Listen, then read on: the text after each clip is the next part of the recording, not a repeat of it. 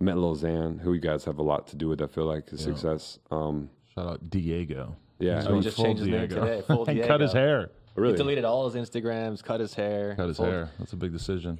Wow. He talked about Tupac once, and then everyone wants to kill him. I don't even. He's such an easy target for the Tupac fans. I think the thing about but for me, my Tupac story is like I grew up loving like West Coast hip hop. Like I Same. think the Far Side album was probably the album that made me want to be a producer. I don't know if you guys know that album, Bizarre Ride of the Far Side, and then like Freestyle Fellowship, and then I got into like Snoop and Dre, but I never really was into Tupac just because I didn't have any effect in my life. And Be careful. I'm gonna be honest, because I kind of chose over the Biggie too. I was like into Biggie. I was into East Coast hip hop at the time, but I got into Tupac as a DJ because I was like, wow, this works. Like this. But as like a young person, I listened to albums. Wasn't like a big Tupac fan. But then as a DJ, I was like, became a huge fan because everything worked. So I mean, music just affects you differently. But I was like,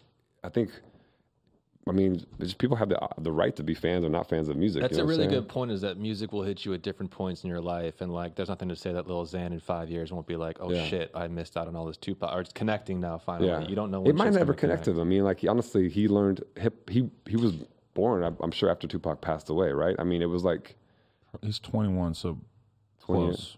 Pac died in 97, I believe. 96, yes. 97. I mean, no one has a responsibility to like that music affects everybody differently. I think that's like no matter what you are, what kind of critic you are, you have to like let people understand that that's their right to like whatever music. It's not like it's like music police to force you to listen to something. Right. That's what I love about hip hop these days, because these kids are like they're learning about hip hop through the weirdest ways. Like all the people on the EP, like I've been listening to hip hop for years, but all the people on the EP, like they grew up listening to hip hop at different stages in lives, and like you got to understand, like I've been all over the world. I've done rap records in like Russia. I've done rap records in like with Aboriginal kids in Australia, and each of them like learn hip hop through like post Eminem. Like hip hop belongs to everybody in these countries. It's not like in America we have a different relationship with hip hop, but everywhere else it's like you understand, like people learn it from they learn it. They might learn it from like the Russian kid might hear hip hop in Russian for the first time. They never even knew it was like in English. Right. It's like that's how weird it is for people. The craziest thing to me is when you see a lot of these like other cultures embracing hip hop over the past few years, or even when you see like these YouTube kids getting into it, is that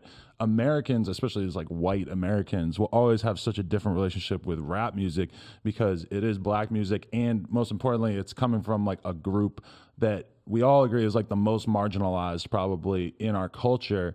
And that is something that like, you know, a Russian kid who loves rap and sees Tekashi 6ix9ine videos and wants to basically make, you know, his version of that. He has it's never probably even crossed his mind that this is like inherently like black art. And so that leads them in different directions. It's like rap keeps getting further and further away from, you know, the source of what it started out as. And I mean, I have a hard time looking at it as a fully bad thing, because it's like there definitely could be amazing music that comes out of that, even though it is for somebody like me who grew up like with that reverence of like, oh, this is black music, and I'm sort of on shaky ground by even loving it so much. Yeah, a lot of kids today's first rap song could be like "It's Everyday, Bro" by Jake Paul. For real. And then they move on to the more Yeah, I mean the thing, kids are all gonna learn, because once if they love hip hop, they're gonna like absorb it like a sponge. Like they're gonna go so far, so deep into it. So I don't expect any like 20-year-old rapper to have the history that we have, because we have like a reverence for hip hop.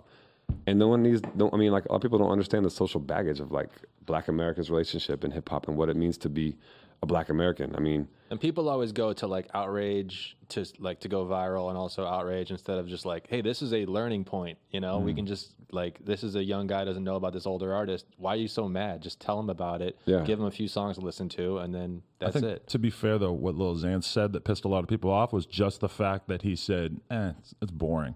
Like he just didn't even really bother to engage with it. And, you know, for me, it's like I could say like, oh, I'm not a huge Run DMC fan. Run DMC came out before I was really listening to rap. So to me, it doesn't really like fit into like anything I'm that interested in. But at the same time, I can read about them, and I've like gained an understanding of what their stylistic change, what their contribution was. And that's the thing that we kind of, you know, we sort of have to try to like lead younger rap fans in that direction, even though, you know, it's not 100% going to necessarily take. I think when I grew up, I loved hip hop because I was like obsessed with the graffiti. Like I was like obsessed with the culture. It started with the graffiti for you. Yeah, it started with, I was living in Nashville at the time, and I was like, sounds corny, but I was breakdancing.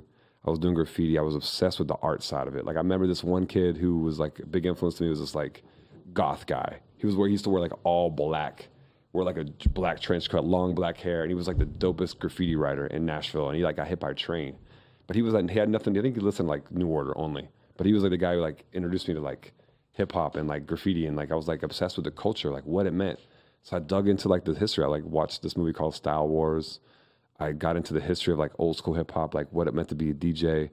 And I'm lucky that like I learned that way. Like I'm obsessed with like the old records, the old sounds, like what DJ Premier was doing, all the way to like what the DJs are now. I'm obsessed with like even what Murder Beats does and like what Q Beats does. And I've always been obsessed with like the production side of it, like how to create something out of nothing.